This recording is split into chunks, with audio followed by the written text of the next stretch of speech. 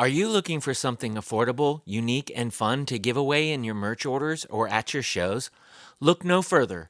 Hit me up today to order 1-inch buttons for your band, label, or other project. High quality metal pinback buttons for your friends and fans' battle jackets, messenger bags, and guitar straps. $40 for 100 buttons, shipping included inside the US. Message me on IG at Everything Remade to get started. Hello, and welcome to Everything Remade, a podcast that I hope is about growth as much as it is about music. I'm Eddy Quinn, and we have a great show lined up for you today. Before we get started, though, I'd like to remind you about our Patreon page at patreon.com/humanmachine, where you can sign up to support the show, get music sneak peeks, read zines, and so much more. That's patreon.com/humanmachine. And now, I'd like to play something for you.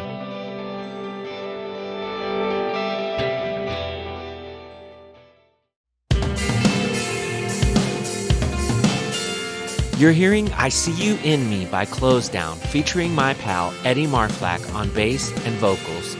The song comes from their new album, The Doldrum Sound, which you can find on Bandcamp now.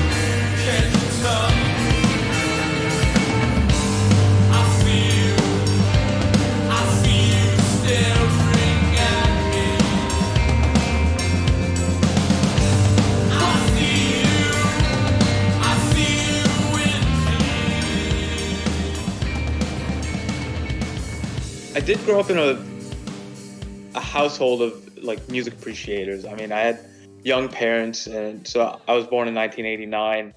So I think musically, a lot of different movements were like kind of in the culture at that time, you know? So like, my dad was into, Megadeth just as much as he was into like Ani DeFranco.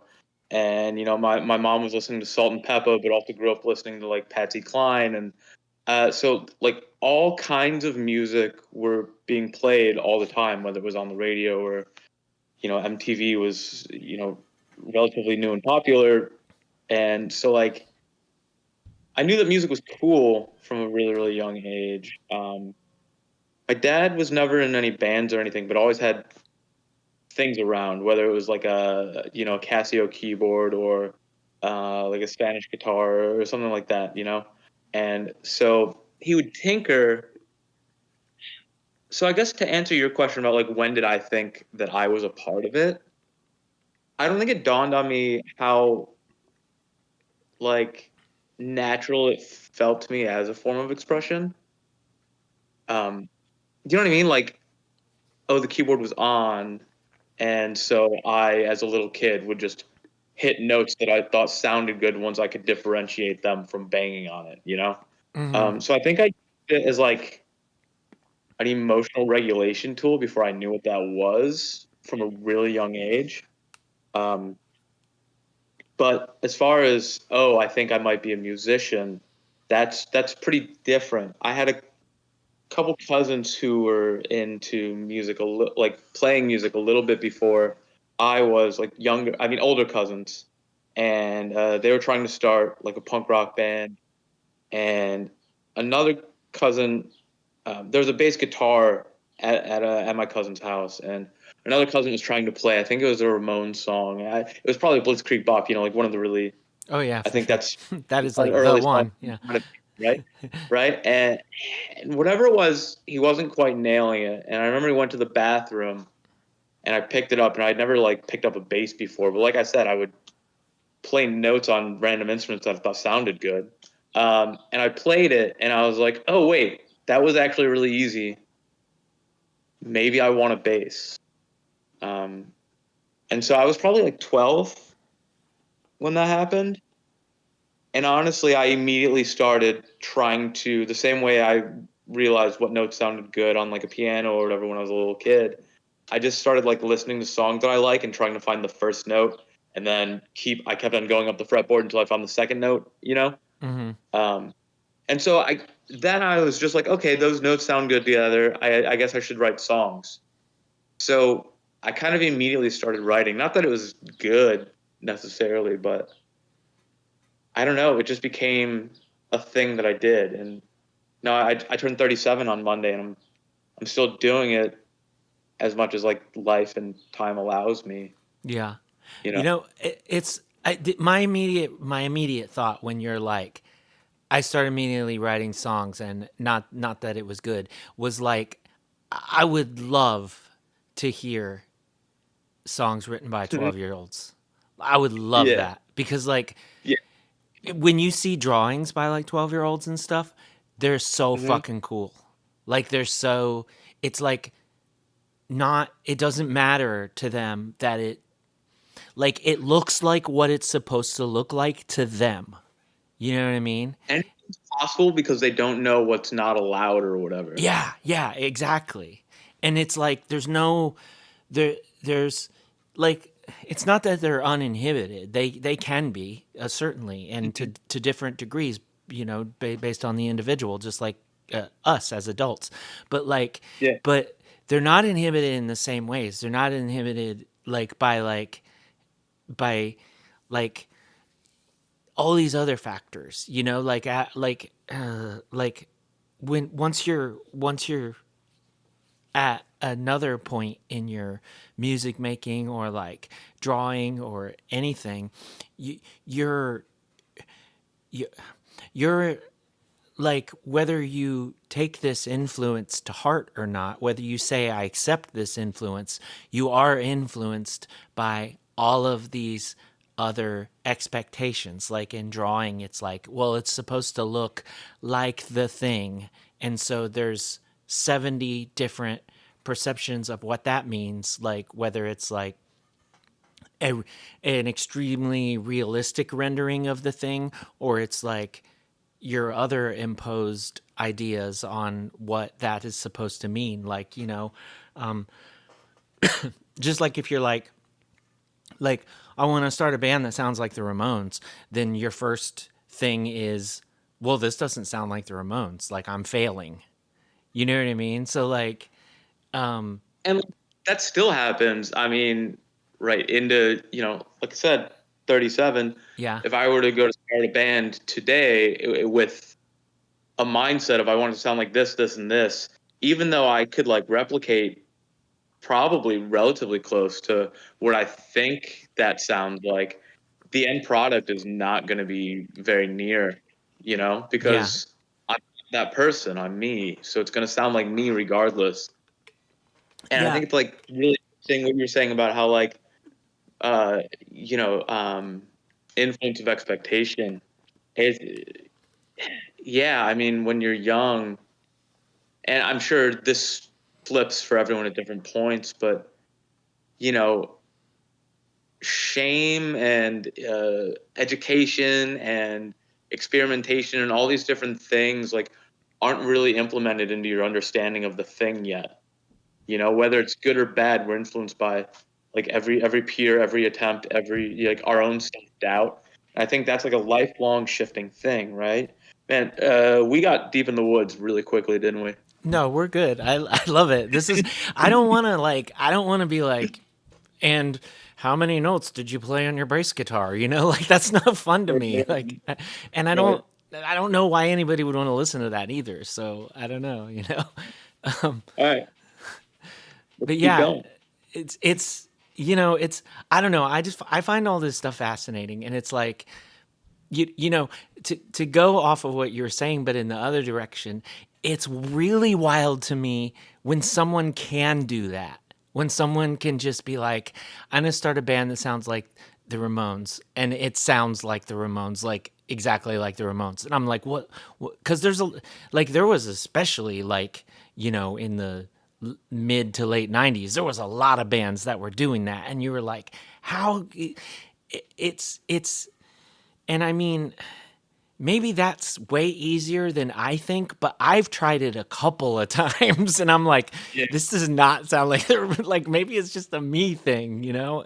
But you're also saying like, you know, you have this not problem. I don't think it's a problem. I think it's a blessing in a way, you know, but where when you go at something with a certain angle, your fingerprints are all over it and it's indistinguishable from like what you intended it to be to a degree, right? Yeah, and maybe that's because I'm not a trained anything, you know? Um, like I guess I was just thinking while you're talking about why that might even be. Uh-huh. And it's because the way I like think about music is the way it makes me feel more than like the actual like structure or notation behind it, right? So maybe it's just that I'm like too uneducated to actually replicate it beyond like imitation. So it's more like, does this make me feel the same way that that thing makes me feel? Because Mm-hmm. it's easy to be like, oh, I want to sound like the Ramones, so I need to downstroke and I need a P bass and I need to yell 1, 2, 3, 4 in a snarly voice before every song. Like, like, but it's a different thing to just like hear that a microwave isn't working right and be able to take it apart and understand why, you know? Yeah. But like, do you know what I'm kind of trying to get at? Like, I Yeah. think the approximation of how something makes me feel is probably more of an influence than like being a cover band or Yeah, yeah, yeah. And I think it's really interesting too, like, you know, um, like you're saying like it's like, yeah, this is more about how it makes you feel and like and when you're approaching something, I I wonder like, you know, there was a part of something you were saying where my next thought was immediately like when like when when you're approaching music in this way that's like 100% like not that it always is, but we're talking about feelings now. And when you're just like you're going with a feeling and you're writing a song, like hmm how often do you how often do you stop yourself because you're like, "Oh, like I need to be more cerebral about this." Is it ever or like because like when when I was listening to something earlier that I had done a while back, and I was like thinking to myself, I there these choices that I made in these songs had to be like they had to be way more deliberate because I just wouldn't do that naturally. So one thing that I'm always trying to be conscious of is like am I how much of this is organic and how much of it is like a conscious decision, like i.e. like like working at the song or just letting the song happen. Like do you have any push and pull with that or do you just once you start going you just keep going? I think it depends. I mean, but like, I mean, to your point about, you know, I think restrictions can be great. I don't think they're like not authentic to your organic self. You know what I mean? Like, if you're like, oh, I've been using a chorus pedal a lot, I'm gonna make sure there's no chorus pedal on the next two songs. Like, that's a handicap that you're implementing on yourself, but now you still have to respond organically to the restriction that you put on, right? So, or you go like, I keep on writing bridges in the songs. I really just want to write like a 90-second banger, no bridges. Like that's a choice, but you have to organically solve that problem. And so like I definitely do that, but I don't know if it feels good, I'm gonna do it, Yeah. regardless of what that ends up being. Does that answer the question at all? Yeah, I mean, it does for sure. It's more like you're saying that you'll have a you'll have a restriction or you'll have an idea or you'll have you'll have this in place before you even get started sometimes, which is that is an answer to my question is it's also sort of like another way of doing things that I find really interesting. Um, but but but it's like, also like maybe that's just a starting point. Maybe halfway through I go, actually, fuck that. Where's my chorus pedal? right, You know, right, like. yeah, But I yeah, think it is important to challenge yourself on like not reinvention, but like if you always start a song the same way, find a different way, just as a I don't know, as a like a test or even like a little treat. Like, hey, what does this actually look like without this thing that I depend on? yeah, You know? yeah. I think it's wild too, and I think that like some of these words that I've used like carry a weight that I don't intend for them to have. Like when I say like organically or whatever, and you said like you're like you implied that there is like a truth to that, and it's like none of these things that I like, none of these ways that I'm talking about like have an importance over one another.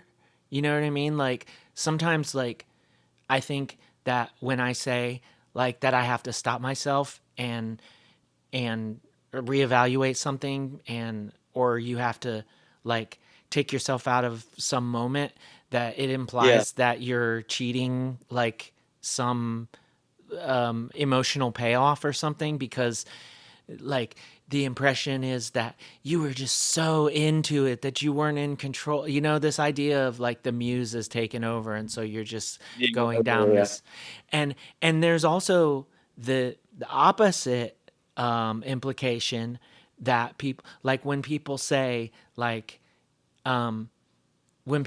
things like, you know, we worked on this album for 2 years, and it gives this impression that like there was this hardship, and this album is this well fought battle, and it's like I'm not implying that like making an album cannot feel like that at all, but it's like Yeah. what I am saying is that I don't think either one of those things holds a value over the other.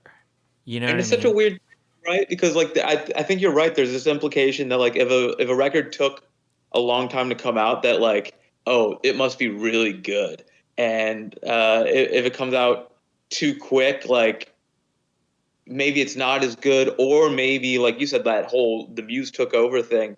And I think all those things are true, and none of it is true Yeah. depending on the song, the band, the circumstances. Like sometimes a record took too long because a guitar player had a kid, somebody went back to school, and somebody had writer's block, right? But sometimes it's because hey, we really want to make sure this is really really good, and it like none of it matters. Anything is, I mean, back to that like little kid thing. Like anything is possible. It's just some of it's luck, some of it's discipline, and like I don't know. At the end of the day, none of it really matters. Like, did you get what you needed from it, and like, do you stand by it, regardless if it took 15 minutes or 15 months or longer? Yeah. It's funny you said luck. Like I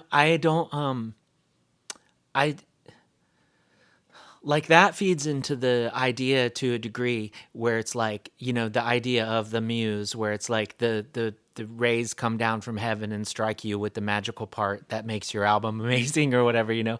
And I know that's not what you meant, but like I think about luck like less in music. Sometimes like in my cartooning, I'm like, I don't know how I did that. Like I Yeah. literally will look at a page and I'm like, I do not know how I did that. Like Hmm. from a technical, like I made the lines on the paper this certain way, yes, but I don't know how.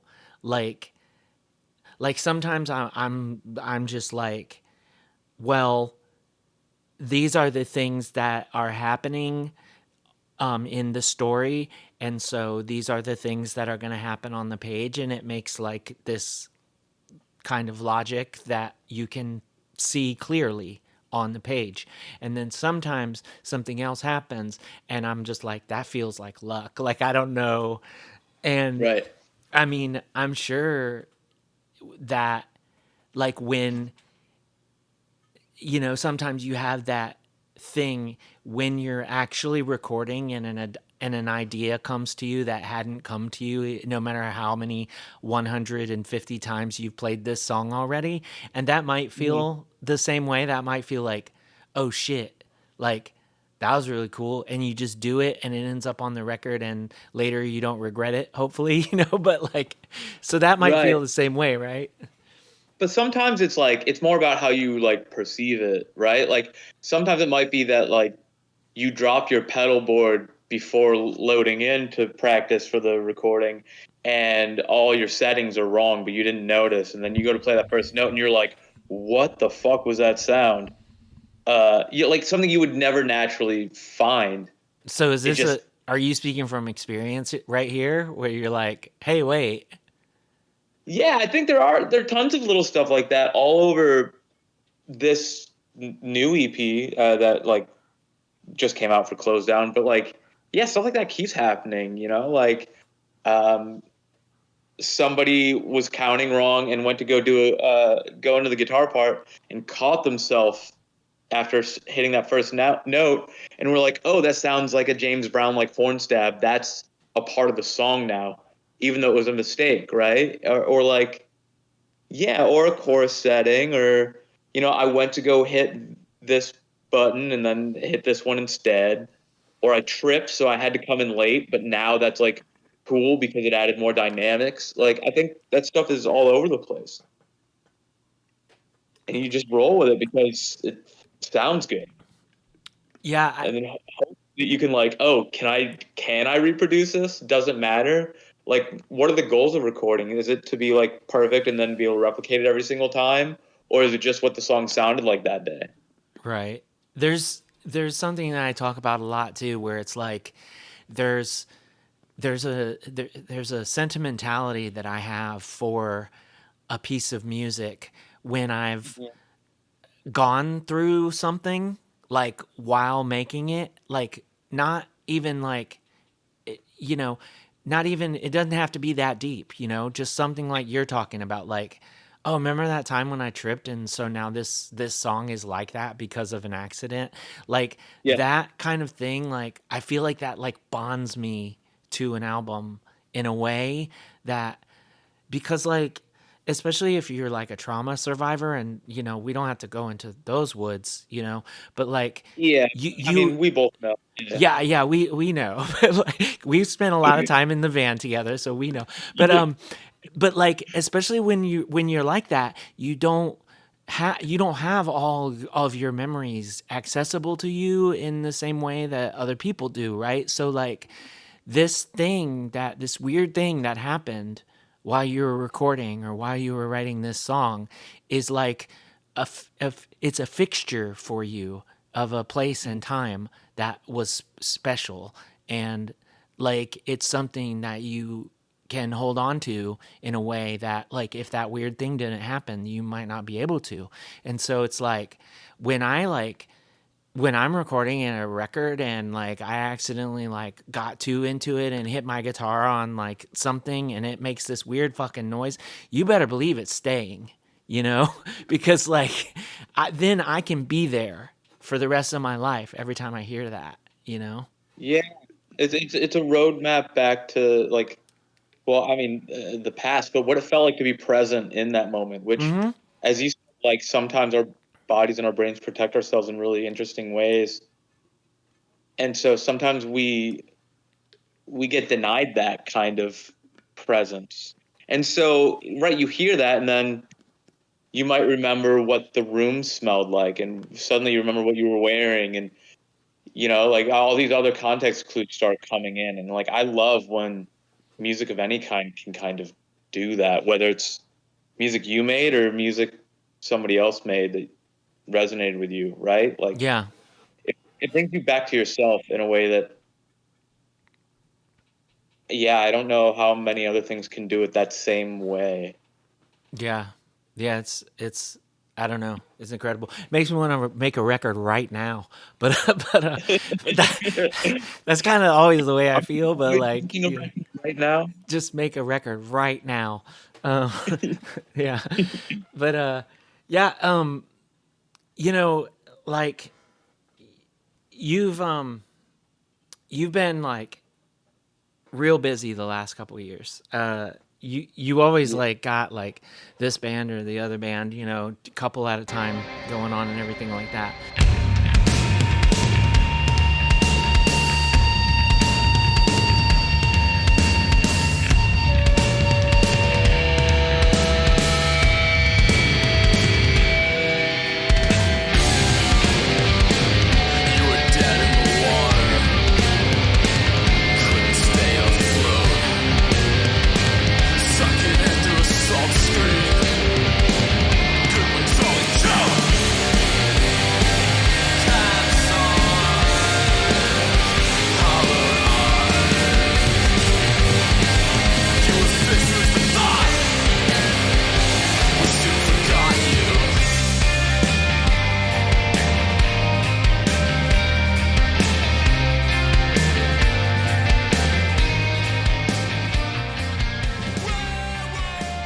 From like 2022 to now, like almost a release a year between Orphaned and Closedown. Um, and like you haven't, especially with Closedown, it's not like you weren't even like you weren't resting on your laurels, right? Because from Bask in the Dancing Light to On Your Tongue to the Doldrum Sound, like Hmm. there's a progression there that like from my understanding, it was like conscious. It was like, you know, we're gradually sort of moving to this like other nature of our sound. Um, but like, are there songs like in the here and there where you were trying to get from Dance in the Basking Light to the Doldrum Sound that just like didn't make it anywhere? Or was it like with each release, you kind of found yourself closer to what you're doing now? And so, like, it was easy to just be like, okay, this is where we're at. Hmm. Um, the curation is way more intentional than the creation. I'm not trying to speak in riddle. I guess what I mean by that is like there are songs on the Doldrum Sound that are as old as the songs on Your Tongue. And we have incompleted stuff from even before when I filled in for that Plague Walker tour and brought that 2-song demo with me. Um, that we just didn't finish because we had a different drummer, and then we had to get that drummer up to speed and learn a new style or whatever. So like, we don't throw anything out, and I mean, we're revisiting stuff from 2018 when it was just, hey, let's try jamming. That honestly sounds more like what should come after the Doldrum Sound as far as vibe, or I don't know, maturity is a goofy word for it, but you know what I mean? Sure. Um, so like, I think we're really intentional about what gets released when, but I mean, we wrote a song a couple weeks ago that has like a crusty D beat part, uh, and is like really intense, like 3-person screaming. But the first part of that sounds like a New Order song for 2 minutes, like a spooky New Order song, but like, you know, like, Mm-hmm. so I think that goes back to like that question when you were talking about like, you know, restrictions versus like organic, and how do you know when a song is supposed to be what it is or whatever. If it feels right, we're gonna do it. But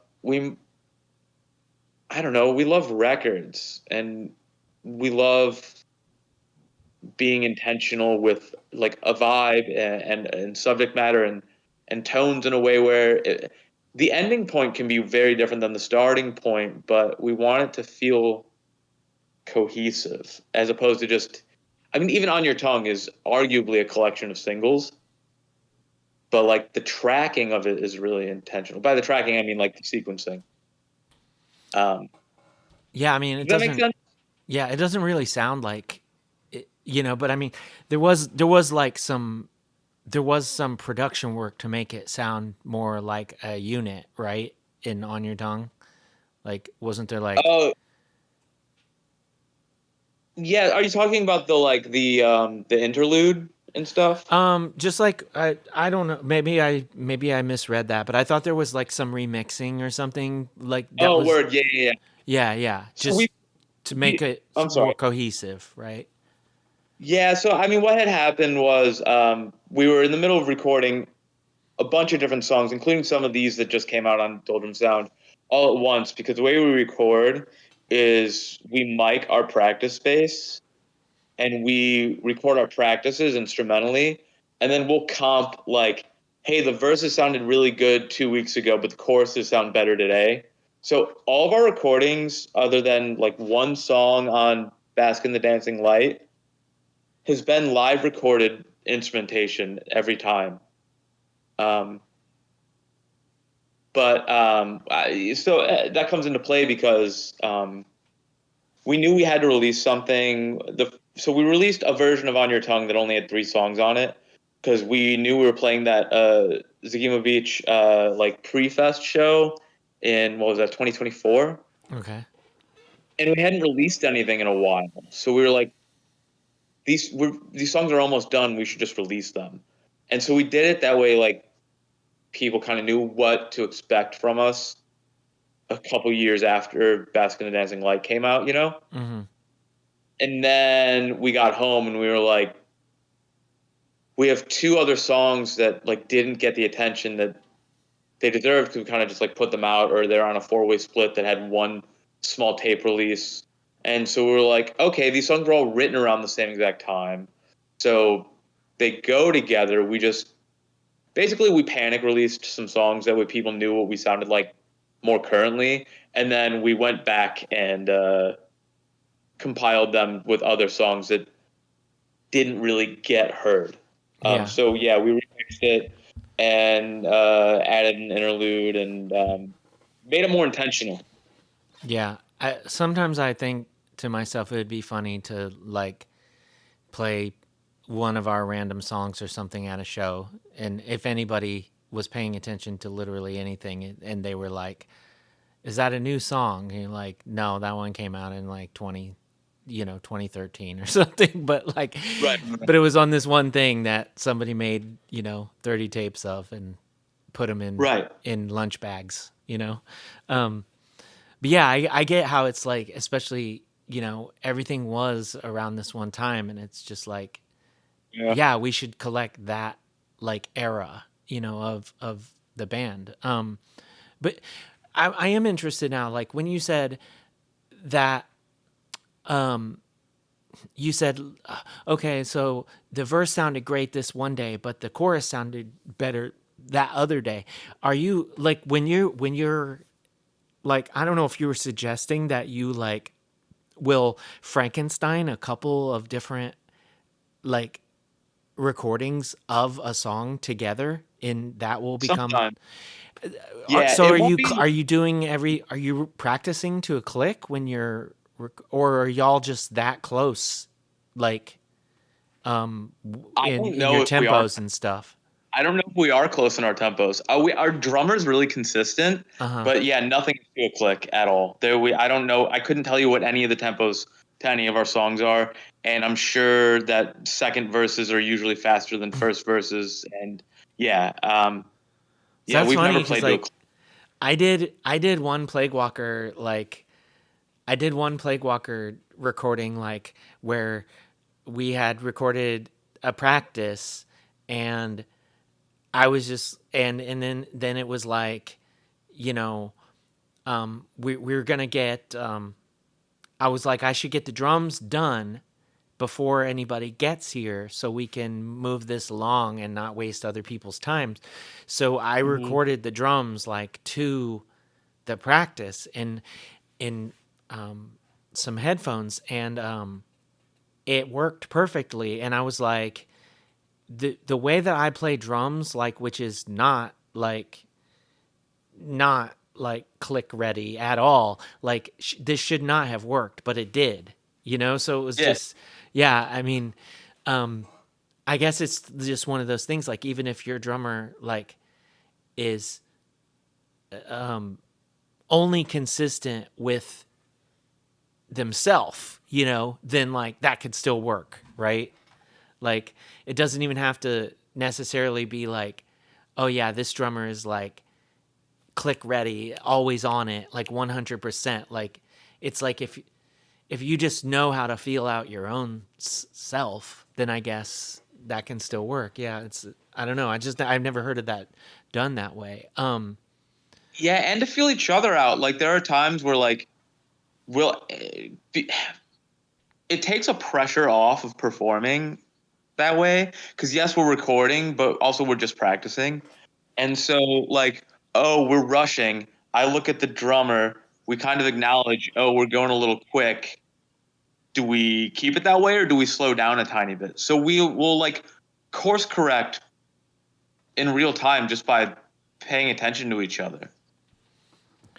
that's that's that's the one thing that, like, I mean, you won't get the slow down from me, like, not Yeah, in a long time, not in a really long time. Like, there was one person that I played with back in the late 90s, and with him it was always like, whoa, but I don't know if that's my, I've equated that to my like midlife crisis, like Ferrari or whatever. Like, it's like I need to play faster, as much as I can, just like all yeah. the time, like, let's go, let's go, let's go.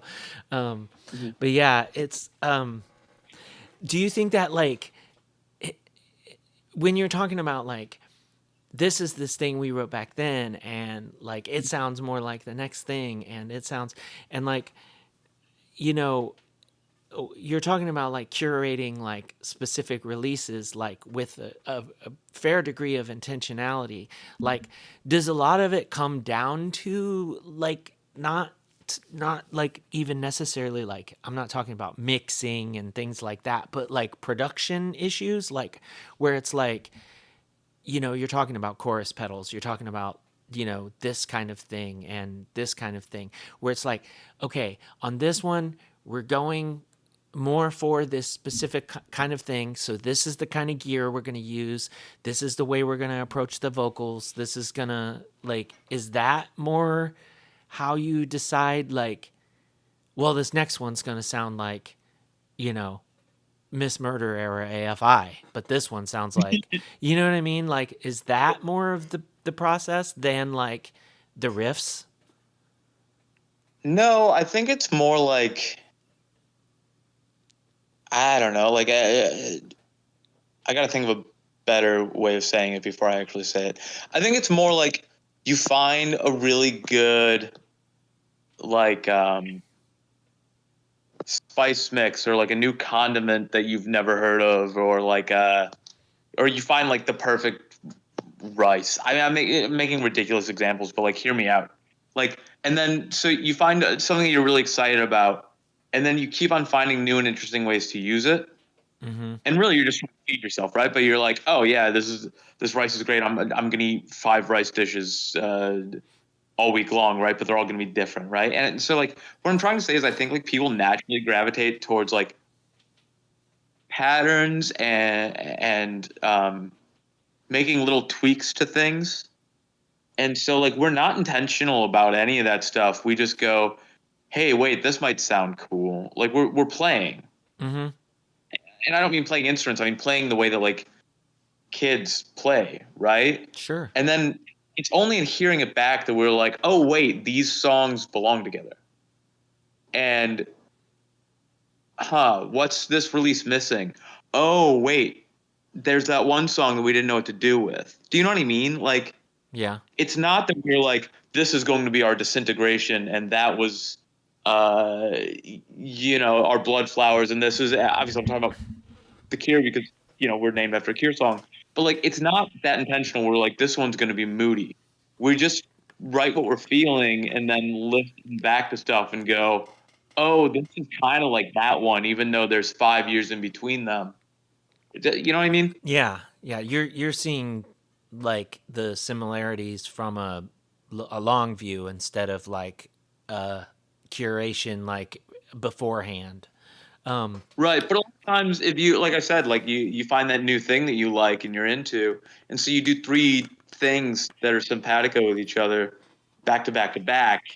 Yeah. But that doesn't mean that it doesn't remind you of something from a long time ago. Yeah. I think that that is a really interesting, and like I think that's a really constructive way to approach it, especially because like you know so many people like the and like I've certainly been like this myself, and so this isn't like a condemnation of anyone in any way, but like you know they'll suffer from that like third release syndrome or like second, sophomore whatever, and where it's like they've said so much of what they've tried to say in this certain realm or whatever already that like by the time they get to this other thing, like they feel like they're out of options or whatever. So what usually Right. happens is they'll jump to a completely different genre or something, right? Yeah, And yeah, so this is almost just a way of saying like, no, we can like let these other things influence what we're doing now instead of just being like, and if this doesn't work right now, it can work later, or vice versa. Like something that didn't work then can work now. yeah. I don't want to get into like psychology stuff necessarily, but I mean, you mentioned trauma earlier, and like I'm going to preface this by saying I am not a professional of mental health in any way, shape, or form, but I read a lot, and this stuff is helpful, and it comes up in my work. But there's like this idea of like, if anyone who actually does this work is hearing this, feel free to correct me on any of this privately or publicly. But like internal family systems, I think is like what it's called. And this dude wrote this book called No Bad Parts, and that's what just came up for me in what you were saying, and the idea that like anything that you create, and what they're talking about is like defense mechanisms and coping mechanisms and ideologies and all this other stuff that creates who we are as people, right? Our sense of morality, our sense of shame, all of that, right? Okay. Like it all comes from somewhere, and like it comes from like a protective thing, right? So I did a thing that hurt somebody, or I did a thing that didn't like serve me, but it was created to protect myself or to protect other people. So the intention isn't bad, and there's no morality behind it. It just wasn't the right time and place to do it, and I need to find a different way to protect myself, right? Um, and I guess to be less intense, to talk about that musically, like you write a song and you like it, but it doesn't fit right now, right? But there are no bad parts, so let's save it. It's going to have its purpose someday, right? It's a part of you, so you can't get rid of it. Is kind of how Closedown specifically has been approaching music. Like we wrote a thing, we it felt true to us, but maybe now's not the time, and not because we're like afraid of releasing it. Um, it's just Yeah, something's when it not feels, there yet. Yeah.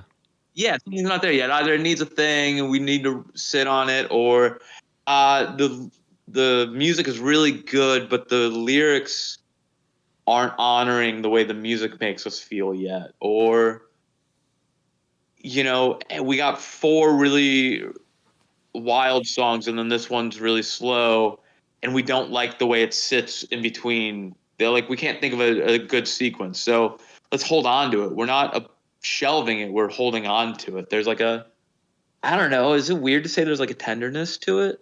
No, not at all. And it this whole conversation, this part of this conversation anyway, is reminding me like how often I think about one particular release of Coma Regalia where I um I wrote these songs like so quickly, and I wrote the lyrics so Mhm. quickly, and I recorded them so quickly, and like by the time that they came out, like because even like sending them to the plant, it was all very quick.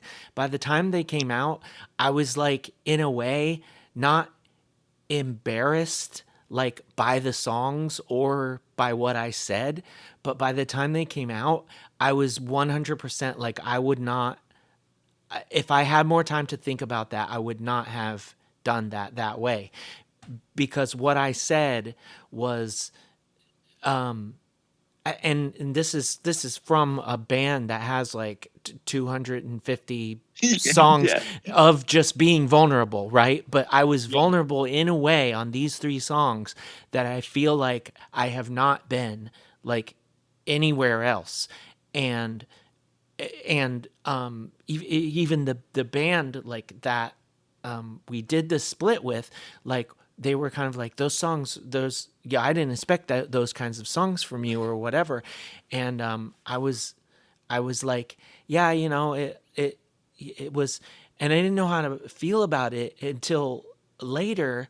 I was like, this is really precious to me now, because this was a thing that I recognized. I if I had more time to think about that, it wouldn't have come out the way that it did.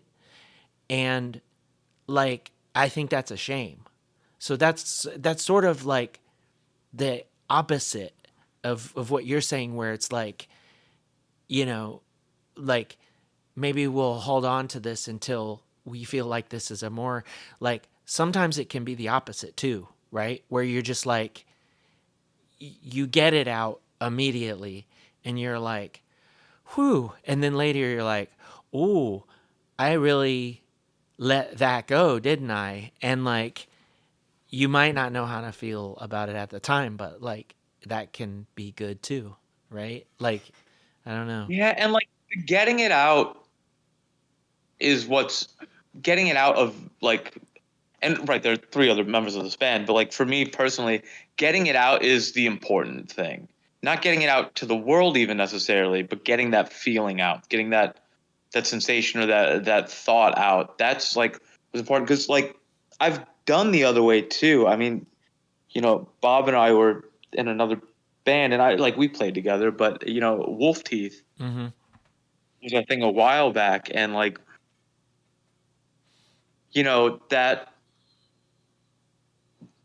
that first release is the most like emotionally vulnerable and raw and like pained thing like I've ever done.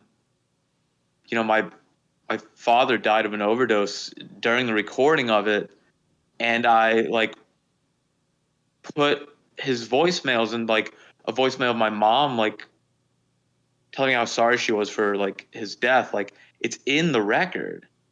And like my mom doesn't know that that's in the record, my family doesn't know that's in the record. And now I'm in a weird position where it's like, can I ever tell them?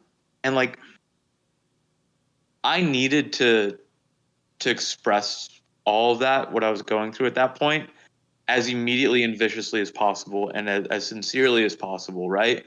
But it was messy, and it did cause other harm while I was trying to understand the harm that I was going through, right? I mean, people used to cry at our shows. People used to leave at our shows because it was traumatizing. And um, I didn't realize it until just now while we were talking about this. But like, I think maybe with like, if you look at those lyrics and the way that was expressed, and then you look at the Closedown stuff, I mean, a lot of the content is the same, but the way that, I mean, we've healed as people. It doesn't mean that that stuff didn't happen or that we don't struggle, but like, I think a big part of what Closedown is trying to do is like document healing and acceptance. And that doesn't mean that we're not upset about like the way things are in our lives or in the world, especially, but like, you know, when I was just expressing exactly what I felt without any thought behind how it might affect other people, it was really great for me. And a lot of other people said that they resonated with it, but it was pretty selfish. And it created a lot of pain and tension with like people directly in my life and people coming to a show to like just have a good time. And I know like right, maybe Closedown now is like maybe way less of a if you're a genre purist, way less of a screamo band than we were, and certainly than Wolf Teeth was. But like, I don't know. I think there's like a responsibility in like taking care of each other and taking care of ourselves. And like the older I get, I'm way more interested in talking about, hey, these things happen, and I desperately want to heal from this, and I'm working on it. And I hope that you are too. And if not, like people can help you.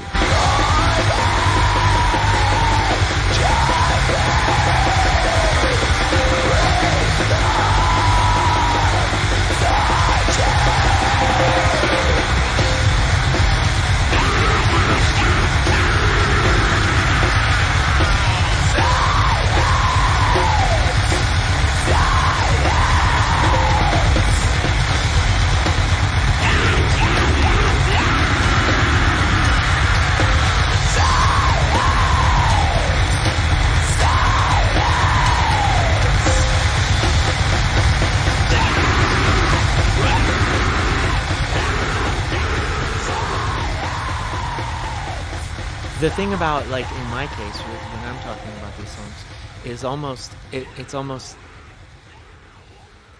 it's like there it wasn't a, I don't know how to put, like, there was a there was a hope in this vulnerability that I was like sharing, that I don't, oh, like, I was having this conversation with my wife the other day, and we were just Yeah. talking about how, like, how sometimes people don't sometimes people don't know how to react to someone who's just being completely genuine, because Yeah. um like, we're taught to not put your whole self out there all the time. And so, like, sometimes you do that with your lyrics, and sometimes, like, it can be to protect other people, and sometimes it can be to protect yourself. um, Yeah. but it's funny because sometimes when you are talking about, you won't put your whole self out there lyrically, like, my biggest ones are when I'm writing lyrics that are extremely positive or hopeful or whatever. Like, And that and feels uncomfortable to you in the moment, or it like does, you. because, like people say, like, oh, cringe. You know what I mean? It feels Oh, yeah. cringe, right? To be Yeah. like, so, like, and especially, and I get it, like, when the youth core band is like, we've got to fight, we've got to fight back, we've got to, like, stand up, we've got to rise, like, I get it, Yeah. I get how it's like, yeah, you're saying that and you don't do shit, you know what I mean? Like, especially, like, depending on the person and the band that's saying it, if it's like, if it's a band with, like, a brand new Sprinter, and, like, Yeah. Yeah. like $60 hoodies, like, it's like, yeah, okay, I get it. But yeah, I don't know, it is one of those things where it's like, sometimes it the hope part feels weirder than being like, wow, all of this shit fucking sucks and I wish I wasn't here. Like, and I hate that. Like, I hate how one of those feels easier or more comfortable than the other. And I'm working on it, But And I'm on my opposite end of it, and I'm really appreciating this conversation. Right. I mean, we haven't talked in this way in a long time, and so this is really really nice. yeah. Even though it's kind of heavy, but like my when I'm being my most immediate emotional self, it's reactionary and it's destructive because there's no processing. It's just I feel this and I got to get rid of it. And so like I've learned to like accept myself and like also accept love and support as right. See, I was just about to discount the words love and support as corny, but like I'm gonna stop myself from doing that. Like it just feels like the more I understand why I get so ramped up that way and why it feels so visceral, um, if I take the time to actually sit back and process the actual emotions behind the thing, it's much more helpful and authentic to what I'm actually going through. And for me, it becomes like deeper in meaning. And I mean that in my life, but also in the songs, you know, not that, you know, we're a small band. Like, I'm not saying we're changing lives here, but like the more I can process how I actually feel about something and what I'm going to do about it, and you know all the pieces and parts, the more I appreciate the outcome. Um, it hurts less. Yeah, I mean, But I, I used to only like do it to get like it was all about the catharsis. yeah, yeah, I wrote a song about something shitty that happened to me or something terrible, and I get to relive it and express that anger over and over and over and over again in front of people. And if they don't like it, fuck them. Was like how I operated for a long time. And I don't want to do that anymore. I want to help people because it was exhausting being that angry and leaning into that suffering so naturally. yeah, and it's like it's weird too, right? Because like in a way, you're working yourself back up to that just so you Yes. can feel this little bit of relief. And like Yes. best case scenario, what are you doing while you perform this song 100 times? Like best case scenario, what are you doing? You're numbing yourself to it. Like Yep. I don't, you know, and I mean like I'm not sure that like I'm not sure that because music is so powerful, like, right, and it's so important to me and probably, you know, 95% of the people that are listening to this. So like um I'm not sure that you would not feel that same level of catharsis regardless of what you went up there and yelled about it. Like that's how powerful this feeling of performing your songs for other people is, right? So like so yeah, I guess like if I was just gonna put a cap on that thought, it's just like you get to decide what you sing about. So actually decide. Like don't just like let your id or whatever thing it is like take over and decide for you like what you're singing about, you know. Um, Yeah. and I don't know. I've tried to become more conscious of that, like while I'm doing certain things because you know and I created like an entire narrative like so that I could like have something um to I could have something that was like focused and Mhm. whatever. And of course you just like any story that you're telling you slip and you're like, "Oh, that's actually just, you know, that's actually not like that's not a fiction, you know, none of this." Mhm. And I mean, every good story like there's so much of it that's not a fiction. You know what I mean? And like that's all okay too. It's just yeah, I don't know. Like it's cool that we've recognized that it's like, yeah, you get to decide like what you're singing about and you get to decide like how you feel about it.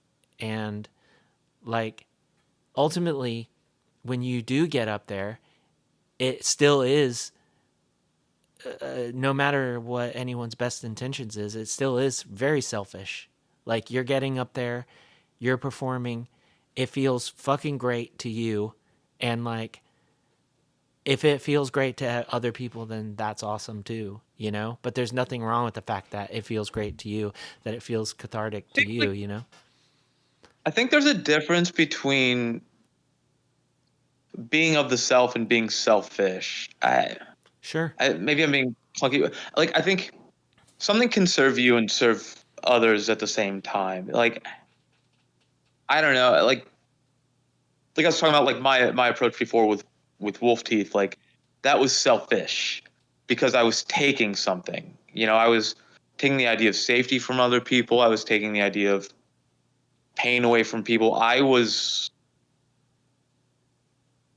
don't know. I'm really grateful for being able to do that too. Like I'm not discounting like previous artistic endeavors. I needed that, but like now I feel like self assured and self empowered and like I know myself. And before I wanted to take and I wanted people to have to deal with me and my pain. You know what I mean?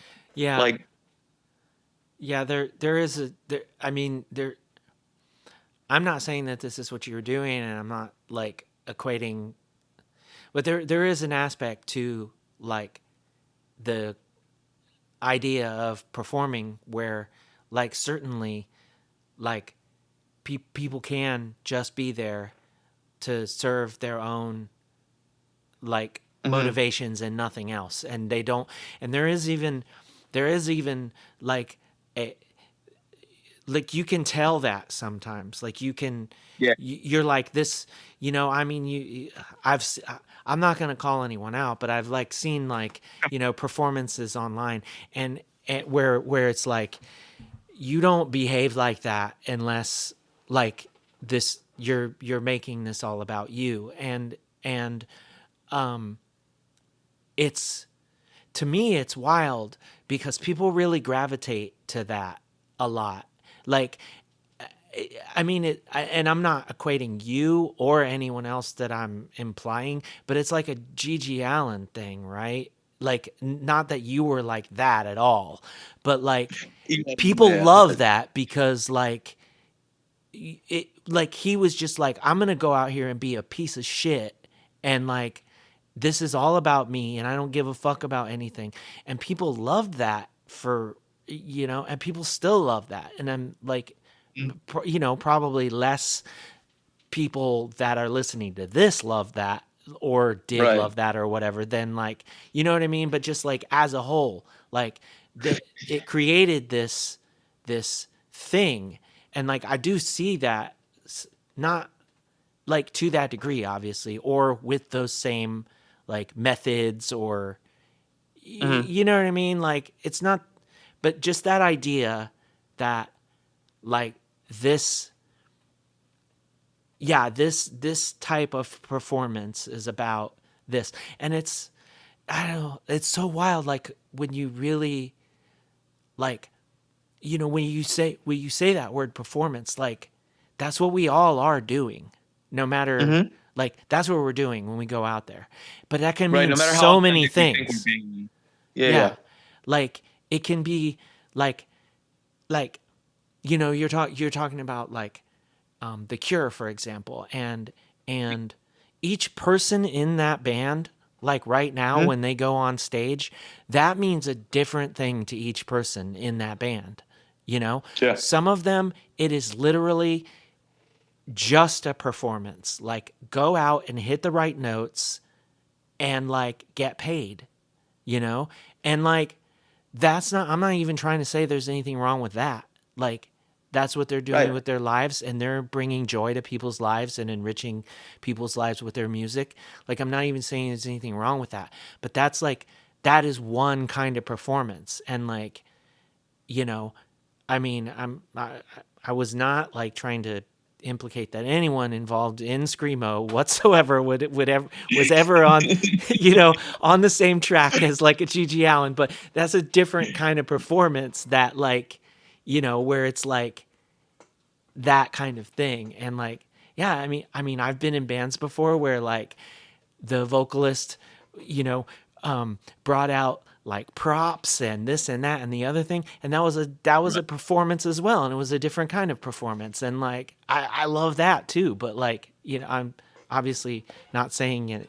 I love Gigi Allen's kind of performance in any way, but I never thought, obviously, like when we played with any of your bands, that it was like this person is causing problems, you know, like, but yeah, it is fascinating when you like you really think about that, and it's how we get there from just like having a a slab of wood with some metal strings on it that plugs into Yeah. an amplifier is just it's mind-boggling, right? Because it can mean everything, it can mean nothing, it can mean all kinds of things in between, and I don't know, it's incredible. Like we're like I don't know, there's all the like would you love me if I was a worm kind of, there's all these scenarios like online Yeah. that people like to play in, but it's like Yeah. what if you just like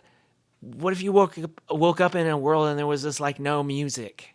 Like what the fuck? Like how, like it's not even, you couldn't even wrap your head around that, right? Cuz it's just like not possible. If you could make a sound, you'd be making music. And that's what I Right. like. I get so excited by that, just that idea in principle, just that like no, like I keep like talking about like there's going to be a Coma Regalia album at some point where like it was supposed to be our 10th album, but it won't happen as the 10th album now because there's already 10 albums recorded. but Right. anyway, so like, I keep talking about this like with Jason, who's like the main Coma Regalia drummer. Well, now there's like more than one, but uh, I keep talking about it. I'm like we're gonna make an album one time, like where it's like people are gonna be real confused that this is Coma Regalia because like when I talk about like I really literally believe that anything can be music, like, and you can make music in any way that you can think of. Like I honestly Yeah. believe that, and I think I think when I'm talking about that out loud right now, I think it's wild how much music is made just with the same tools that we're comfortable with. You know what I mean? Because you could Mhm. do anything, and we're all just like guitars, drums, bass, like voice, and Right. I don't know, but I mean I'm gonna keep doing that. Don't get me wrong, but Right. there's other fun to be had. But yeah, we've talked a lot about Closedown, and then, of course that's because like the Doldrum sound just came out. I've seen nothing but like positive responses to the album and stuff, and it's well deserved. It sounds like you know like I still like I know what's there. I'm like, yeah, this is the same band, but it's like it does sound notably like intentional in the way that it's presented and recorded and everything like that. But your other band, Orphaned, like, Yeah. what's going on there? Like your last LP came out last year, and it was like that's Power and Sacrifice, and it was like it is like a punishing listen. It's impressive. It's hard to get through. What what's been going on with that band as far as like is it just like we've got the LPs, we're trying to play some shows, like that's hard to do because everybody's got lives and stuff, or is it like you're already, it's like, well, we're writing new songs, we're gonna make a new record soon, like what's been going on with that? Yeah. So we actually have practice in half an hour. Okay. Um, so good timing. Yeah. Yeah. So we released that record, and right around the same time, I don't want to speak for other people, but Ted Bison's like he's like the mastermind for Orphaned. He has a solo project called Celestian. He's been in a couple bands, but it's his baby, right? And well, that's actually funny that I said that because what happened is we released that, and then he had a kid. Literally had a baby. Yeah. Yeah, they literally Okay. had a baby. So and so there was a little bit of time where we're like, okay, this is out. We feel really great about it. Let's press it to vinyl. Let's see if anybody likes it, and then let's plan our next moves. We have 5 songs done and ready to. They're not done recorded, but done being written for a follow up release. That I don't know. I think people are really gonna like it. It's somehow like more punishing, but also like I snuck in some like Stone Roses and like Dinosaur Jr. type like parts in there. Okay. Um, Ted Ted says he's okay with it, but it's still very much like blast beat central, like the most like wall of sound, fast tremolo picking all over the place kind of stuff. I'm really proud of where it's headed, and I'm really excited to record it. I know we're playing with, I think, The Body and Big Brave. I think we just confirmed that we're going to be supporting that show in Cleveland. I forget the exact date because I'm on the spot right now, but I'm really looking forward to that because they're just 2 very incredible bands and full of like really sweet, earnest, interesting people. But yeah, we knew that we couldn't really tour much with Ted having a kid. But a lot of bands that kind of, I guess, make sense with us or feel like kindred spirits were kind of like skipping Cleveland this year or last year at least. So, we were kind of just like, okay, let's use this time to write and recuperate. But we definitely want to start playing out more. And especially, I also just started a new job this week. Um, but yeah, the plan is to at least do some weekends coming up Is to start. Go ahead. is that like these 5 songs you're talking about? Is that like that's the next release? Have you put a cap on it and been like, yeah, these go Yeah, together really well. Let's just yeah. release this as is. That's awesome. It's definitely the next release. And like the way Orphan works is like really different than the way Closedown works. Ted thinks about everything that he wants to say and like different ways that he wants to shift things around, and he like takes in mind like me and Ray Condi, the drummers, like writing styles, and then he goes, "Hey, while we've been recording this other thing, I'm chipping away at some songs. I'll send you guys some concepts." And then we workshop it together, but it really is Ted's thing. He's really open to collaboration, but yeah, he's just like, I got 5 songs and 2 audibles. If you guys like those better, let's see what you guys can do with it. And then we just workshop it, and then we record it all live except for the vocals, kind of in like 2 days, and then that we record the vocals usually at Ted's house. We figure out patterns and who's going to yell what, but yeah, it's a much quicker process. It's more singular in its vision, but there's still a lot of collaboration in like the textures, if that makes sense. And like, we write our own parts, but it's Ted's compositions, and it's kind of really refreshing to do it that way. Yeah, In contrast to Close Down, yeah. It's cool to sometimes just like be like, I play the song and not like, Yeah, like you come up with your part and everything, but it's cool to just like not have to like steer the whole boat, It's just like I got my drumsticks. Like, let's go. This is right. cool. Yeah, Um, it's really nice to be like, I think you got this figured out, but if you need me, just like holler. yeah, yeah. I'm just gonna do this little lick right here if you don't mind. And other than Yeah. that, like, follow your lead. Yeah, no, it's fun. Mhm. Um, so you've got that show coming up with the body, and like people can just like stay tuned to your Instagram and whatnot, and they'll find out all about that. But what about Close Yeah. Down? Do y'all have any shows coming up? Yeah, we're playing in Akron. Oh my gosh, I think it's mid May. It's a house show with, what is it, Dead Hour Noise and the Jackal and a couple other bands. And then we might have something in August. but we're also sort of, we worked really hard on getting this release out.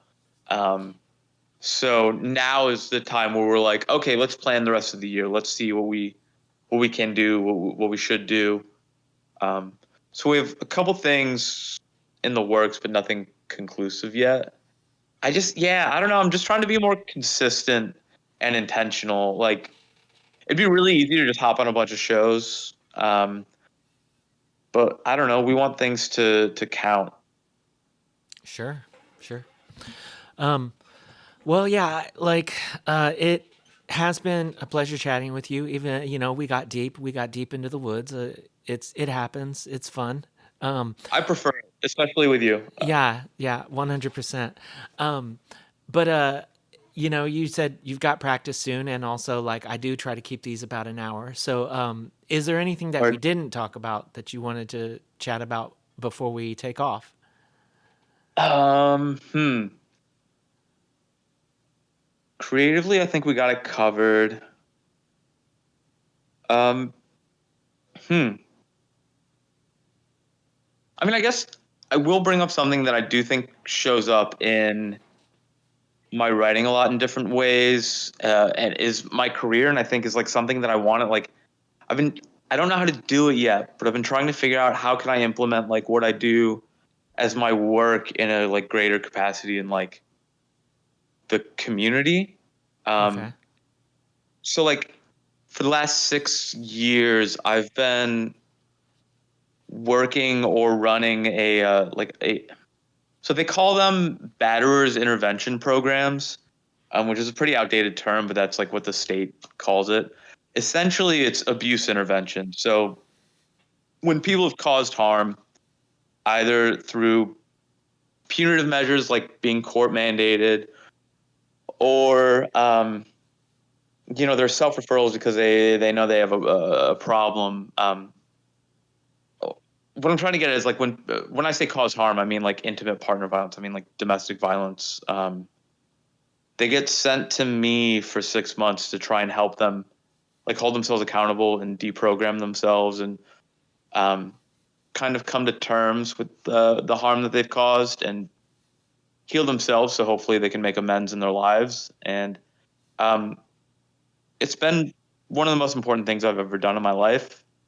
And I just know that like abuse can happen to anyone, anywhere, and regardless of how like idyllic we think like our subcultures are, it happens in screamo and DIY and any subculture community as well. And I don't know. I've just been right. There are only 8 hours in a work day and only 24 hours in a day, but like I just wish that like people could learn more about how to keep themselves safe, but also how to be a safe person without cops being involved or without the harm already happening or I don't know. Yeah, I don't really know what I'm saying other than like I think I'd be doing a disservice if I didn't mention how much accountability and like restorative practices and like self work played a part in everything that I do creatively, but also like what I do professionally. And I just I wish there were more resources and education and discussion beyond like trying to cancel someone or blame shift people or I just wish there was more we could do as like a culture and a movement to keep people safe, safe as a noun and safe as like a state of being. So I don't know if anybody's got any ideas and wants to link up and figure out how we can like create a safer community in that way. I'm open ears. I'm sure other people work in mental health or in restorative justice initiatives or are just passionate about that stuff or are survivors or are a part of the problem, right? I don't know. I didn't mean to go on a PSA. It's just No, I don't it's know. It understandable. happens, W- right? And it's like when there's you got to be a say solution.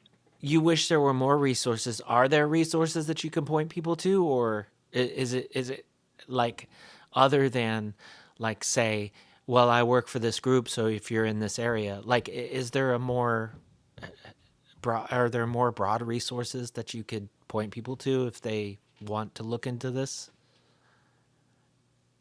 Yeah. You know what though? Like, I don't have a fully comprehensive list right now. Can I send you stuff to maybe post later? Would you be into that? Yeah, sure.